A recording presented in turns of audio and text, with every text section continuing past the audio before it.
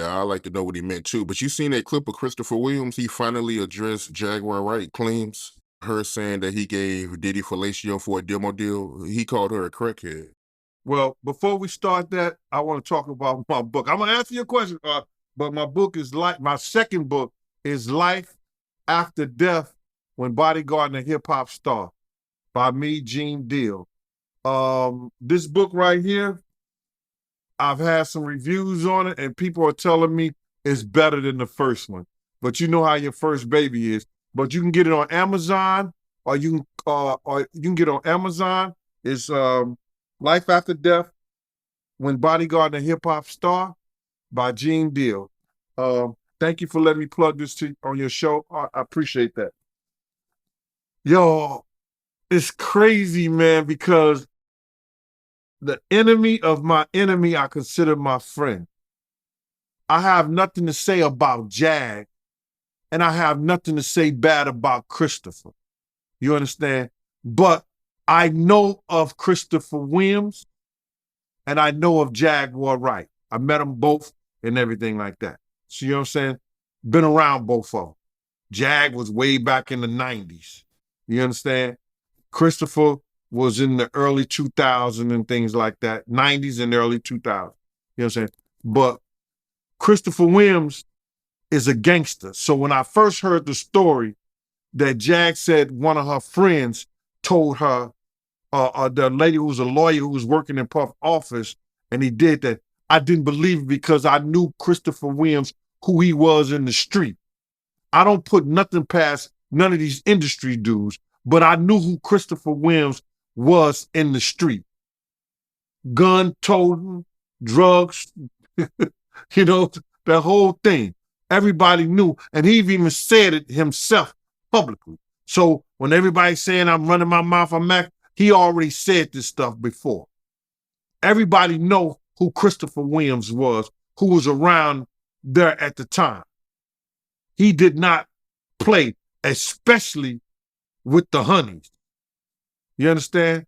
I had a situation with him myself in a club.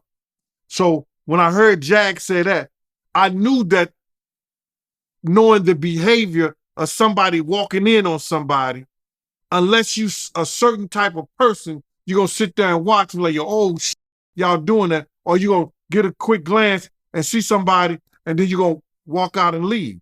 Now, I knew a dude who worked for Puff in his marketing department that he favors Christopher Williams. I'm not saying he was the one that the lady saw, but I am saying that I didn't believe personally it was Christopher Williams. And if it was anybody, it was somebody that had assets and was up there like that.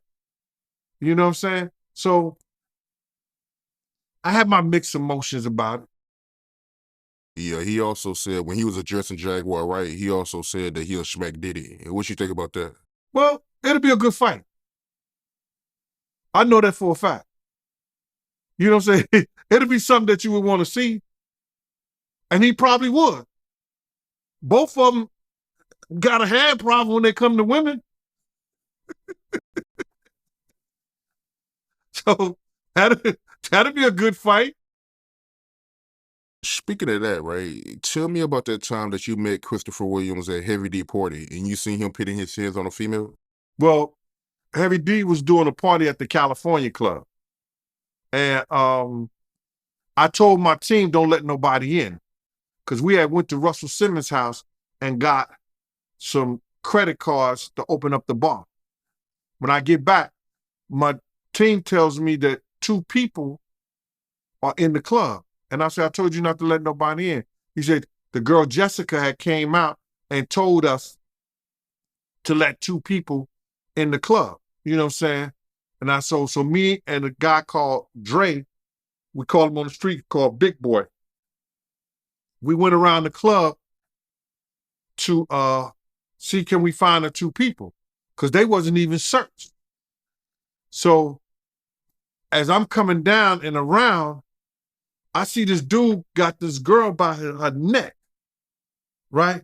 And he got about a neck, and he got his hand behind his back like this, and it appeared to be a gun.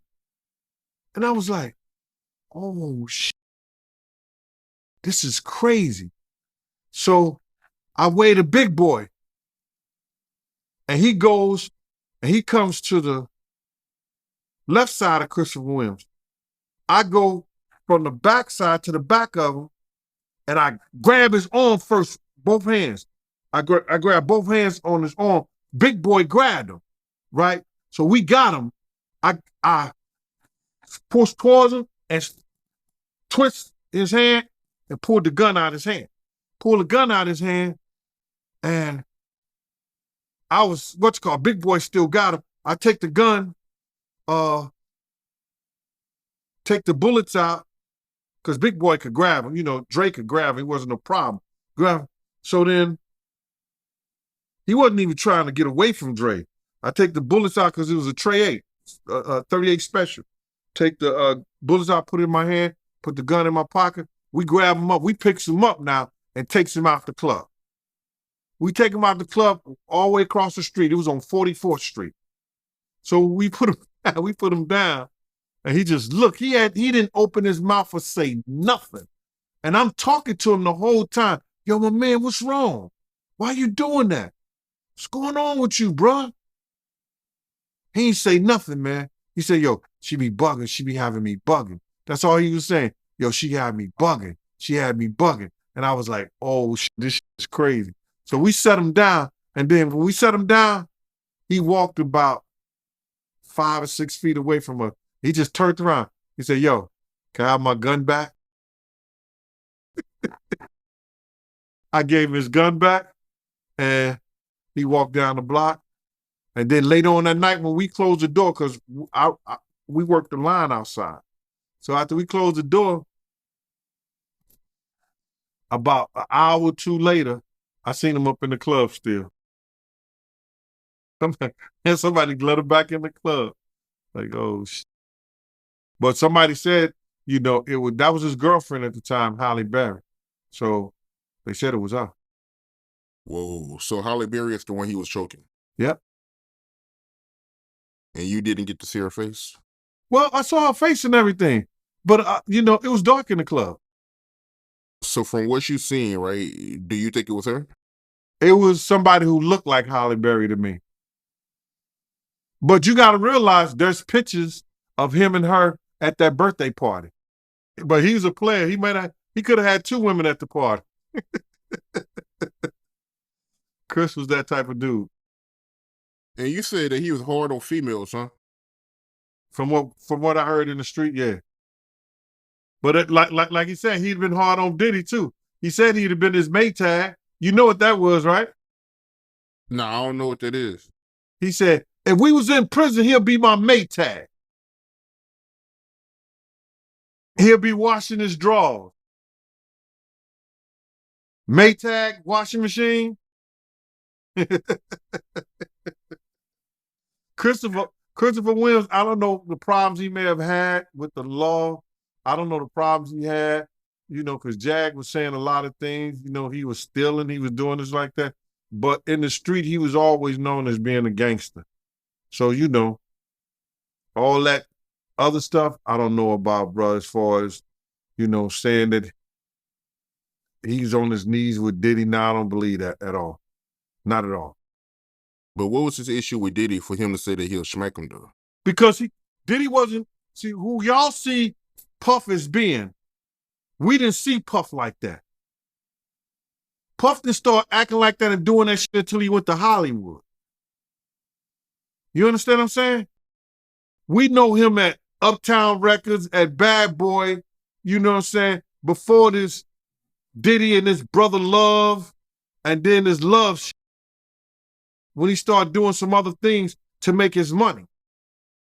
But he wasn't like the person that y'all know him to be from back in the day. So Christopher was around Uptown Records, you know, and he was Christopher's son him at all. I see. And you made a comment saying that he could have went to the next level if he wanted to. But you could tell that. Christopher Williams, bro, listen here. Christopher Williams could act. He could sing. You understand?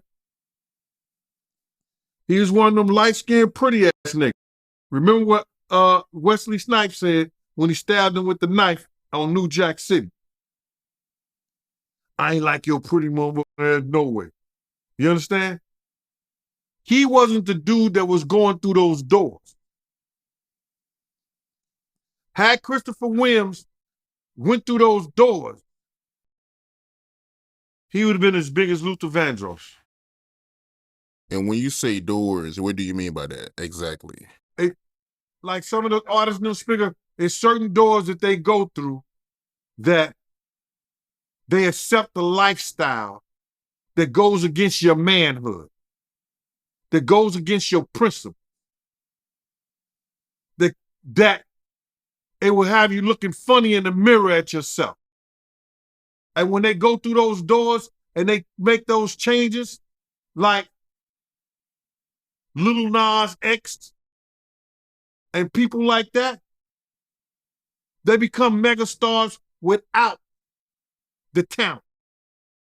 Christopher Williams had the talent. But because he refused to go through those doors, he don't make it.